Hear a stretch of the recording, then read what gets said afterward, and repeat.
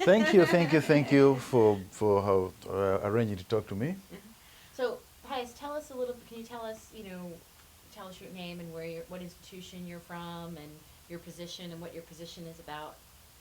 Okay, my name is Pius Achanga, Pius Coxwell Achanga. I work for National Council for Higher Education as a senior higher education officer, and my main role is overseeing the establishment and design of frameworks and policies that governs the totality of the authorization of universities. That's the docket that I oversee.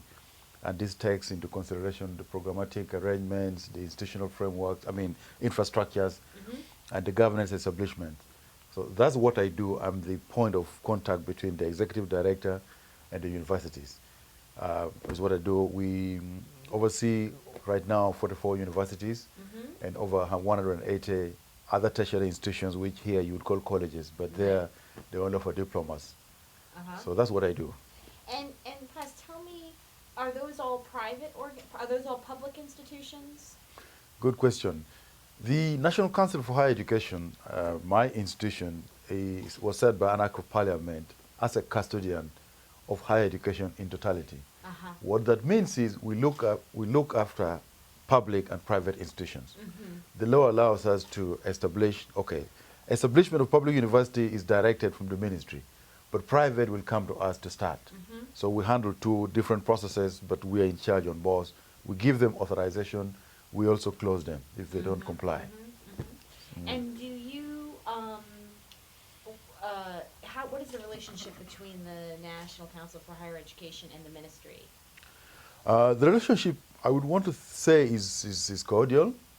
The structure is, as a semi-autonomous organization, we ought to have been self-accounting. But by the design, the way we arrived in 2001 and effectively operating in 2003, the ministry still gives us the funds. My executive director is appointed by our board, by the NCHS board, and the name sent to the minister. The working relationship is good. The minister gets involved in what we do. We inform the minister. Perhaps I should state that one of the key mandates from the 19 mandates is to advise the minister. My institution advises the minister on issues to do with higher education. Right. So we relate well, we give publications on So it. you're almost like a publicly funded regulatory think tank or something, yes? Not a think tank, but think tank in the context of if you are if you are regulating universities, which is the echelon of learning, then you should do provision. But we have the mandate gives us the authority to establish them, to guide them, to control quality. But the conduct of doing that, universities by their nature should be institutions that are self-guided. If they understand what they do, we ought to be, this is the ideal, we ought to be giving advice. But in most cases, this might not be the true. It's a new concept of higher education in Uganda, hardly 10, 15 years old. So there's going to be that kind of enforcement as opposed to we expect you to do this and they do. Yeah. And do you find that, how's the ratio between the public, overall, the public and privately funded institutions? Okay, the ratios is quite high. I will talk about in fact, it's quite high on the private side. I'm giving statistics. We are going to have 44 universities in entirety, plus, 44 plus other degree awarding institutions. Out of that, there are only 6 public universities. Wow. The rest are private. So the ratio is over 95. And then for the other tertiary institutions, the privates are about 150 out of the 180. So they take a bigger chunk of 85 to 90%. Wow. Yeah, it's quite huge. And in the publics, is that fully funded education, or is it partially tuition-based? Good question. What happens is, I need to give a snapshot here of a brief background. In Uganda, for a very long time, there was only one university, Makerere, established in 1922. And over time, it reached a point in the early 80s of admitting about 10,000 students annually. But the demand to access higher education kind of surpassed the capacity of Makerere. And that is the genesis of opening up private providers. But as we have moved on, government funding has dwindled. And cross-border, I've seen that in the US as well. Yeah. They said it was 75, now it's going to 33. Ours has gone, it's gone so down. In fact, I would want to imagine that government only now gives funds to Makerere, to government universities, not only Makerere, for operational funds, and a few students. In fact, we heard from Makerere yesterday, they only take 2,000 students, government sponsored. So what that means is the excess students that will be accessing Makerere will be paying Tuition. Privately. Yeah. Although something is changing, government is trying to pilot. They've established a law to give students financial aid, students loan. But that's going to target students in STEM area only and a very specific number. So you wouldn't expect the number to kind of exponentially rise. Right. It could be about And 2,000. it's in STEM. Strictly STEM. Yeah. And the students who will be beneficial will only be from public university and a few chartered university with STEM areas. Yeah. So since we started talking about STEM, and I wanted to talk about science, technology, engineering, and math, tell me,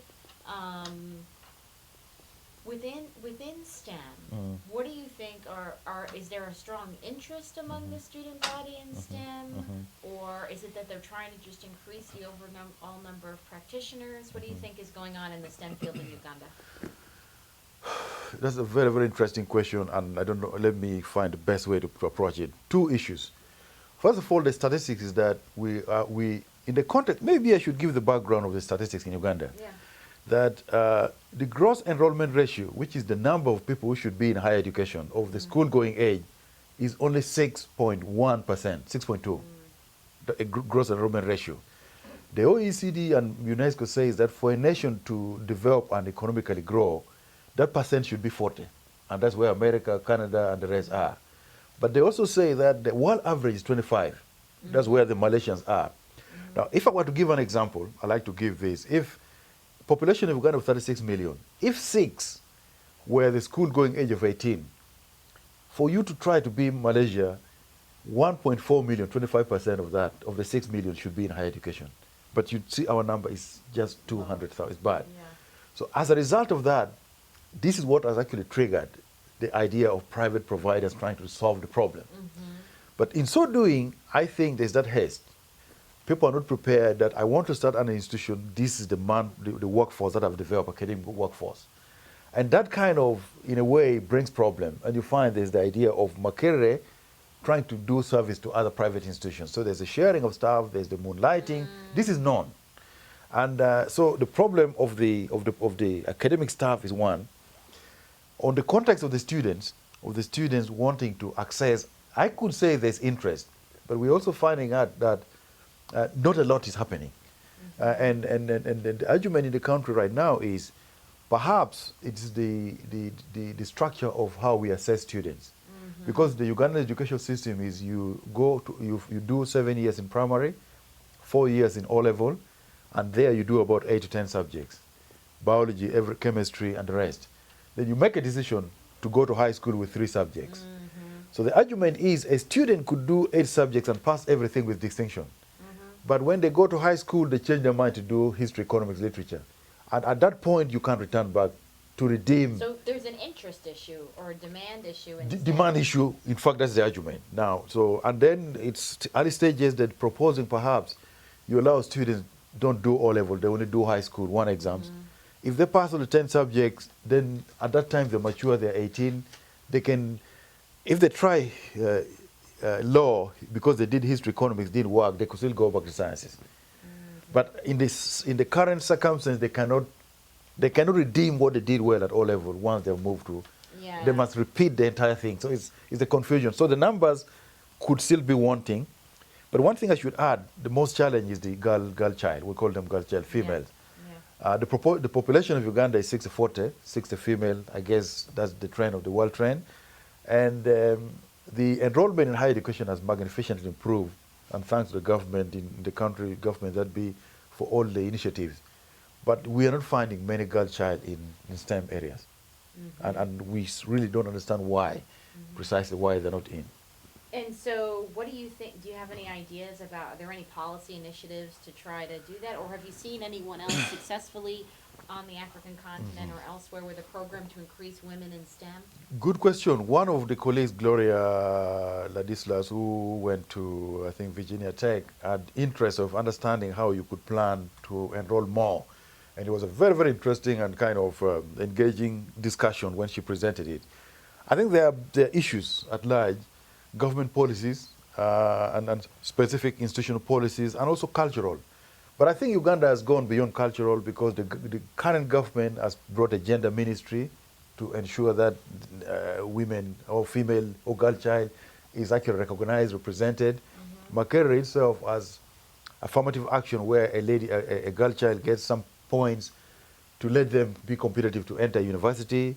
We've seen a vice president in the country, and so on and so forth.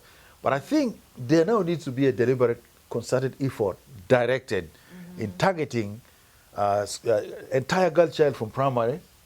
And then in our discussion, we are saying that make examples of study lady-friendly. There's no need to draw a textbook in mathematics and only put the faces of boys. There's no need to draw an engineering with only male pulling the wheelbarrows. You should put also female doing that. So it might help. But also perhaps take up the idea of summer camps, where you take only girl. This was raised by Robin, and I enjoy that. You bring only a girl's kind of component, because it's their peers, they're free to talk about these issues about them and guide them through issues in science in a camp for 2 weeks. But also bring in mentors like yourself. The president, look at what I've achieved in America. You might think I'm only a girl, only a woman, but look at what I've achieved. You can do anything. This eventually could reinforce the interest to the girl child. 2, also it gives the confidence and the encouragement to the system. So you need to provide an environment conducive, respectful, if that's the word I should use, to encourage. And also the kind of words I had was, you specifically need to structure the progression routes, that a lady knows I am here, but it's not only a male kind of structure which will go up. I expect to be a CEO of a building company. If it's let it be whichever building, civil and building engineering company you'd think of in the world. But a lady should see that as long as I work hard, I have the attributes, I can be to the top of it. There's a career path. Career path, for sure, yeah. How about, talking about industry, right? And this is something we talk a lot about, truthfully here too, right? And as a parent, I say, how are we connecting industry, the workplace with higher education, and making sure that both the teaching is relevant and then prepares people appropriately for their, career-ready positions. What's going on in Uganda with that now? What do people think? What's the relationship between higher education and the workplace and industry? Very, very good question. My time in America here has actually excited me in the level of the industry, higher education training institution engagement. I went to one institution, they call it TCAD, the Tennessee College of Applied Technology, where you find someone has given $50,000 to buy an equipment. Because the institution went and said, I cannot start this nursing training assistant college because I don't have this chair. Somebody say, here is a check. So it works in America. I think it's a culture, the notion of philanthropy and so on. And industry kind of push institutions to produce people they want. In the Ugandan context, in policies, we insist for every curriculum you develop, there must be a component of the industrial contribution. Yeah, it is written in print. For example, if you are doing law, the Law Society should be involved as component of developing the curriculum. What we have at the National Council is minimum standards. Right. That when you train a lawyer, they should know a body of knowledge that every lawyer in the country must know. Below which they cannot practice, above which is their choice. So if I went to a University of Ndeje, a lawyer must know tort, community law, and other areas. But Ndeje being Christian-founded, faith-based, they could add divinity. There's nothing wrong with that. He knows the body of knowledge, of core body of knowledge. The other issue of divinity is nice to know. Those are kind of elementary, electives. Same with the Islamic institution. They could also do that and add Sharia law. But every lawyer, be it in public, must talk the law terminologies and communicate. That's number one. So we involve the professional bodies, law society, the law council, and they be part of this formation of the minimum standards. But we also bring practicing lawyers because we now want to bring the industry. So that works. The challenge now is because institutions take the minimum standards and then build on this to make it a curriculum in law. The level they do that also will require that when they bring the curriculum, there must be attachment minutes that they consulted with a wide area of stakeholders. To some extent they do, to some extent they might not do. That per se will not be a problem in totality. I think the problem here is that at what level is the nation taking the discourse of industrial higher education engagement as an agenda?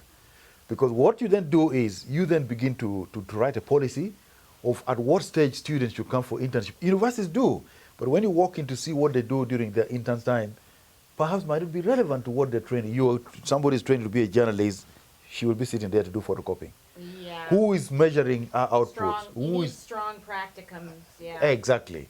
So I think, but it must be a deliberate kind of a drive, documented, respected, and industry actually kind of pushed. So you need the arm of government to say that for you to renew your license to operate, how many interns are you bringing? For you as a training institution, how many, we need How this. are you evaluating? How are you evaluating that? Yeah. So a bigger kind of umbrella to see this through. Yeah. Excellent. How, I mentioned that because, we've been exploring more in some countries, like actually in Iraq right now, we're looking at how industry could connect with higher ed on a number of levels. So one of them is internships, one of them is a career development centers, one of them is just related to learning. So we've been doing design days. They're kind of like science fairs where industry comes up with problems, real world problems, and gives them to teams of students to solve for like a fair or an expo, and then industry picks the best ones. And Excellent. It's a real way to marry how industry and higher education can work together. And it also motivates. It Yeah. motivates a lot. It motivates Yeah. the students if they win. It's good you pick on that point. I think one of the key things also lacking in the Ugandan higher education concept, it's our mandate, but maybe not heavily reinforced or at all enforced, is the idea of career development, of career guidance. Career guidance and counseling. A student is stressed about examination. To what extent are the institutions itself taking it as a serious issue? Why is someone thinking of pulling out? Right. That component is crucial for holding up retention and completion. And to what extent do you engage the students to know what is good for him or her as a career path? Those two, I think, should be explored also seriously. So what are the things that, within the National Council of Higher Education, it's a young institution, right? And what are some of the things that you feel that you've been most proud of, that you've been able to affect in the higher education system? Yeah, that's a very good question.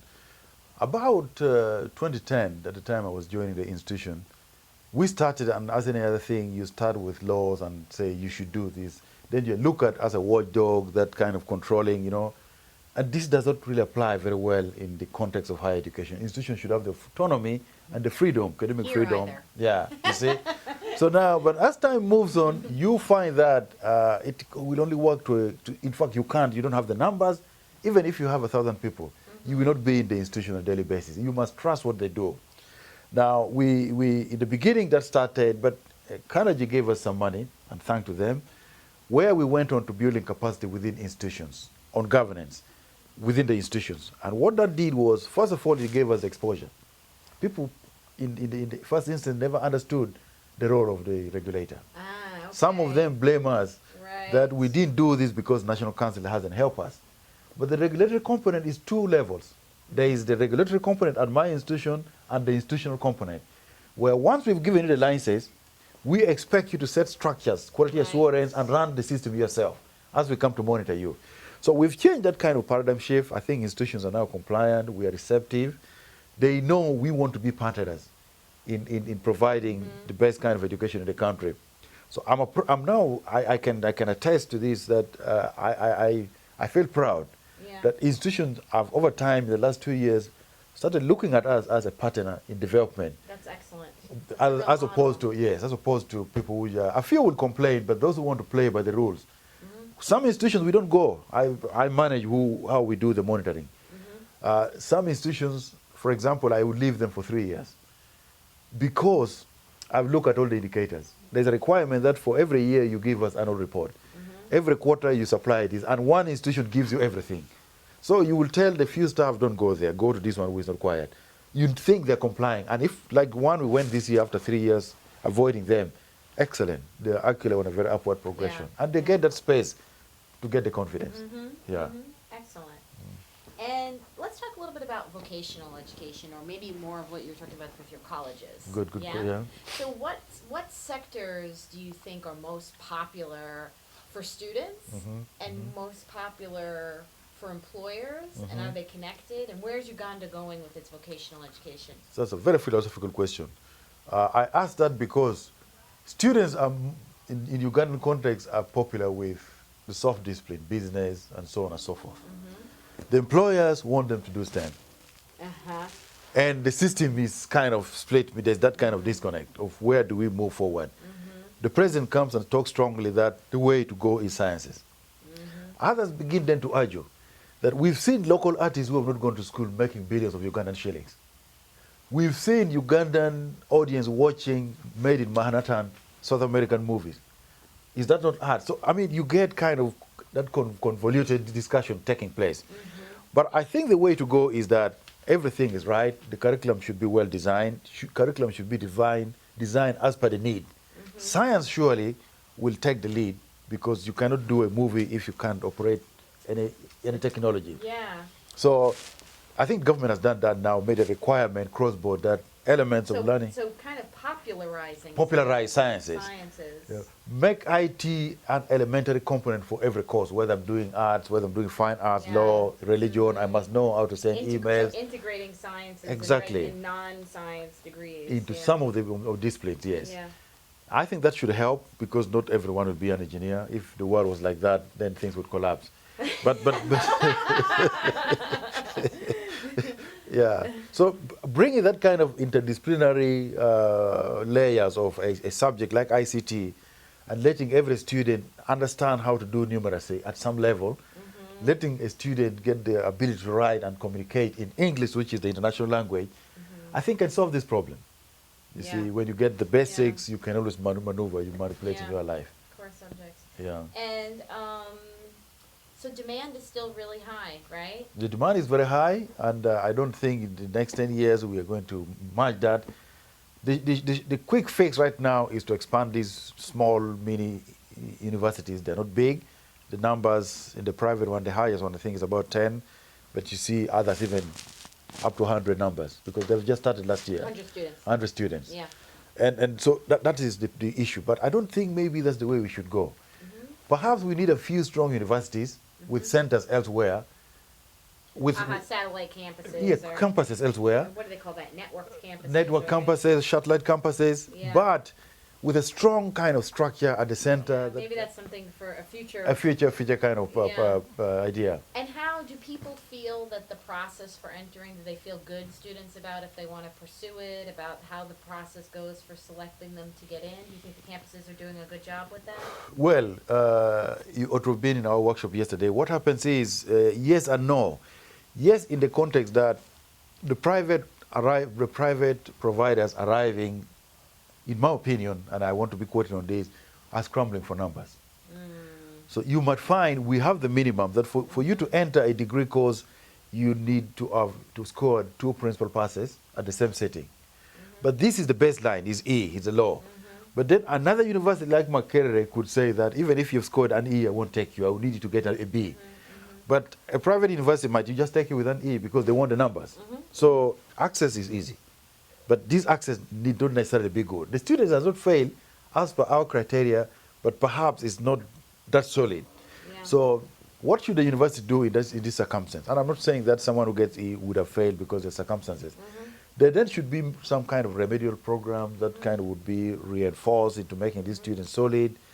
And also go on to making that kind of cross referencing in assessment, doing external assessment of what you do, to kind of validate to see that your product eventually will be good. But in some institutions, and I have my career guys here, guiding students and letting them access complete forms is still a challenge. What we were seeing here, most American universities, everything's online. I was in Tennessee, where there was the Tennessee Drive, Tennessee Achieves. I mean, the idea is drive to 55. They want the numbers to be, completion to be 55. They throw at you everything, text messages, emails, social media, and someone calls you to guide you. So a student fills a form. A student have choice of visiting 3 or 4 universities before they make a decision. Right. So you need that kind of guidance. I don't think we've arrived at that. At the school, secondary school level, the integration. Exactly. Yeah. What we do, however, we run an annual event we call National Higher Education Exhibition, which is the next one coming. The previous one I was the chairperson. They'll run one next year. But that is just for the few secondary schools, and it's not obligatory that you come. For few secondary schools that have the means to bring the students in. But I would rather you make it regionally so that every student in the country gets opportunity to see what the universities are exhibiting and ask questions that perhaps could address as one of the idea of career guidance, why do you exist, what are your philosophies, and so on. So I was going to ask you about, collaboration for you with other African partner universities. Do you see similar structures like the council coming up in other countries? Anyone that you work closely with in neighboring countries? And I understand there's going to be a big African higher education conference in Senegal. Yeah, Senegal, yes. Yes, coming up in February. Yeah. Yes. And what do you think? What are your hopes for that? What are your hopes for bringing together groups of universities that you think could be a wonderful outcome? I think I should start from the point of can we collaborate? We've already been collaborating, but maybe that should be progressed to the next level. Right now in East African, the EAC community, East African community, which was killed, now being revived, there's a body called Inter-University Council for East Africa that brings the 5 nations, Kenya, Tanzania, Uganda, Rwanda, Sudan, together to design benchmarks, to do a lot of things. In fact, I have an agenda to travel to Tanzania on 1st of December. So kind of we share ideas. We want to do things together. And we want to migrate into a level of making a lot of comparative analysis, that if I am assessed and I can teach in Uganda, I should be able to teach anywhere. So that's number 1. Number 2, individual institutions, because of the autonomy, I've also done collaborative work. Makere has done with South Africa, and so on and so forth. I know there's a new university called Utamo. They tell me they're doing something with Limpopo. So it goes on. But I think your question is having that kind of bigger picture, that map, that world map, African map, where Africans come, African institutions come, discuss about certain issues that is generic, that is as commonalities, and try to arrive at solutions as a voice. So we, in our training here in the Carnegie Closing Workshop, a number of things have come up. You could see what is being presented in Georgia, Eastern Europe, resonates with what might happen in Uganda in the context of, for example, how do you access research? How do you motivate staff? These are cross-cutting issues. Personally, I have started this course with a colleague in Yahoo, a colleague from the University of Ghana, who is around here to see what is it, because I'm looking at governance at the regulatory level, is looking at governance at the institutional level. What can we share? And we want to meet after this interview to begin to brainstorm something and document it. That is at a personal level. But the Senegal conference that I've been invited for, I think is a huge opportunity. We've shared this online with Lori. For Africans, and I wish it happens not only once a year, of course, the financial and cost constraints, because it brings a voice. But going to the conference, people must be thematic, prioritize themes, where we have 10, but we think it's only 2 that matters. If what is mattering is the arrival of private providers, how can we make good of that? Because they're not going anywhere. They're making solutions that government cannot do in the interim. They're doing a good job. I mean, the intention is that they're coming to do a good job, but are they doing it right? How should they do it right? So we could have only 2 themes. Or how can we optimize the numbers of the girl child into STEM? And then we brainstorm on this and make this a key driver for 5 years strategic plan, and then kind of monitor our milestones. They haven't set the agenda yet, is that right? I need to cross-check. It's a long time. We're hoping to I send got the one or invite. two people too. I don't know. Yeah, I don't know So because we talked to Carnegie. We were hoping that we may have maybe Lori and yeah, we have a West African office. it would be good. It would be good if if they were to come. Laura, I think, indicated she might be interested. She has interest. So then it pitches you at that level of having a kind of continental agenda. Yeah. And with yourselves arriving from America, we are having people coming from other parts of the world. Then it is not okay. The issue is Africa, but interwoven at the international stage. Now, people, policymakers like yourself, movers and shakers, and you then find guidance as a policy blueprint that should guide the agenda, and it should not be with expect to do this in stop. There should be, in our next 5 years, this is what we aim to do, and how do we do it? Then people are committed at the regional level, at the national level, to see that every year, next conference is to check on the milestone and progress it to the next level. So I think it should be a wonderful opportunity. Yeah, that's Yeah. great. Well, I hope Yeah. we'll be able to have some folks Sure, participate. that would be good. So, within governance, which is your specialty and your interest, what do you see as the major governance issues that both the colleges and the universities are facing? What are the greatest challenges for them right now in Uganda? When you ask a human being what their immediate problem is, it's about money. Yes. And I will relate this to the same, because private providers, those who are putting their money, 90% are individuals who look at this as an investment. And nothing wrong with that. America is for profit. I'm reading a book where I think the number of students they're graduating is surpassing, millions of students in the country. What is happening is, even if it's the investment, they should do it when they're well prepared. My major problem, to answer your question specifically, is I am not contented with the caliber of people they're bringing on the board. The law in Uganda requires that for every institution there must be members of a governing council, and usually not less than 10. And sometimes they go beyond, because if it's faith-based, everyone has interest. The church, this and that. Yeah. But if you look at this, perhaps only 4 people matter in this organization. It's a cost to the institution, and they're not making a valid addition. I would rather the selection, there must be a well-documented guidelines, because we only give institutions the minimum, and we can't push them, bring this person or not. And I want this to kind of be a selfless desire from institutions, from the founders or the investors. I have injected, say, 10 billion Uganda shillings to start a new institution. I must pick people who matter. People need not understand academic activities per se, but I've done something in community. I've achieved something as a lawyer. Can come and sit and guide me as connections to make me make more money, to improve system. It's not working like that for now. What I am seeing is, and this is true, people bringing friends to wives and so on, relatives, to help them control funds.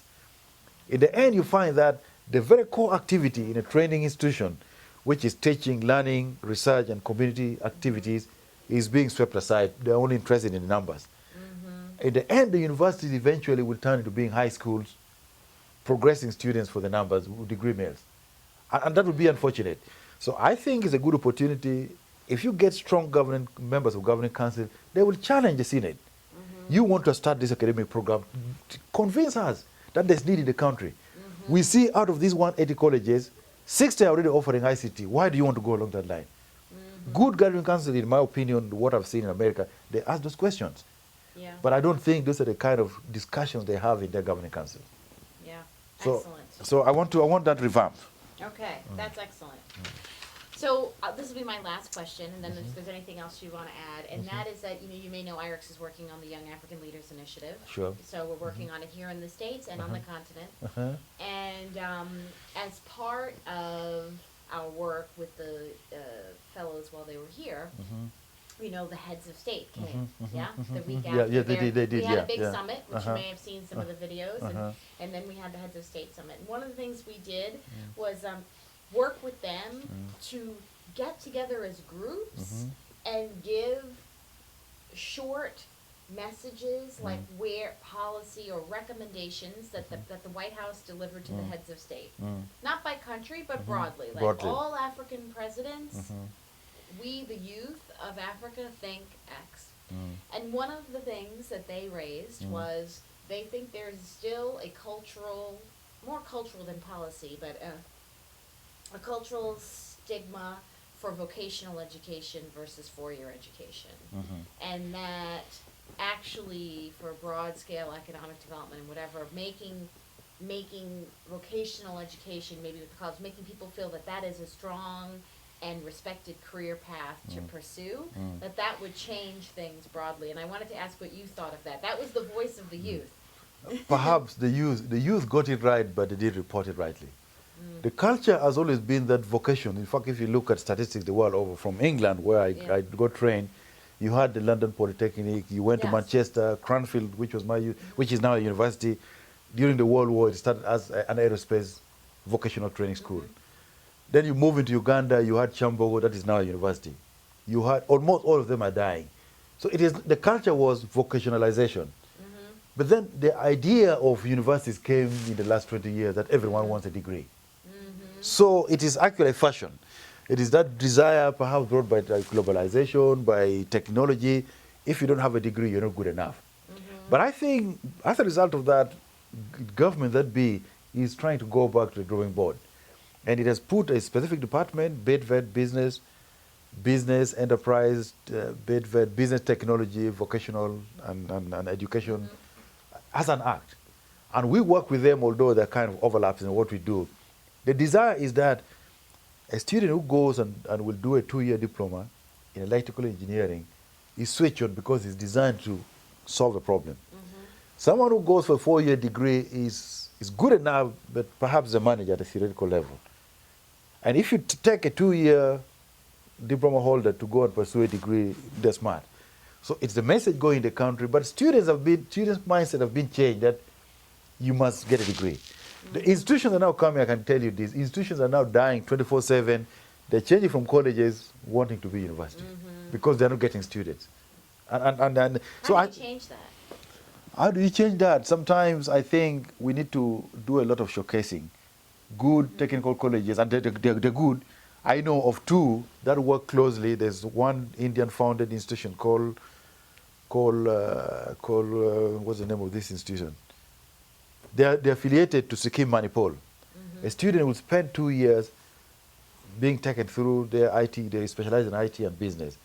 But their diploma holders are being hired by very high corporations in the country. In fact, you can see government agencies going there. So that's what you want to have. Right. That if you could showcase that, if you could advocate and give these students as... Show where their alumni are going.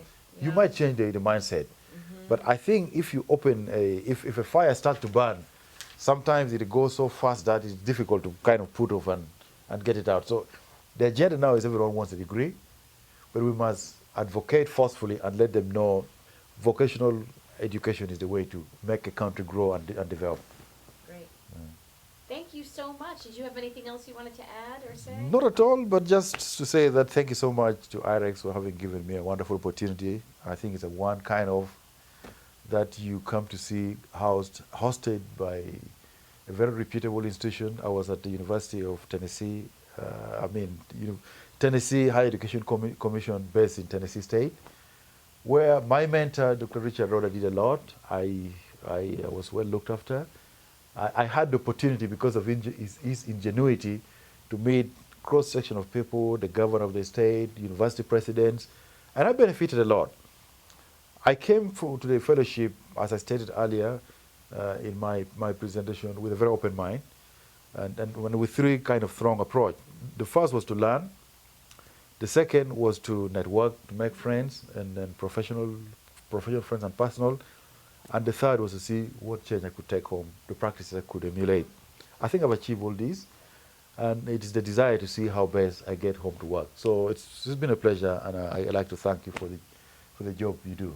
Thank you so much.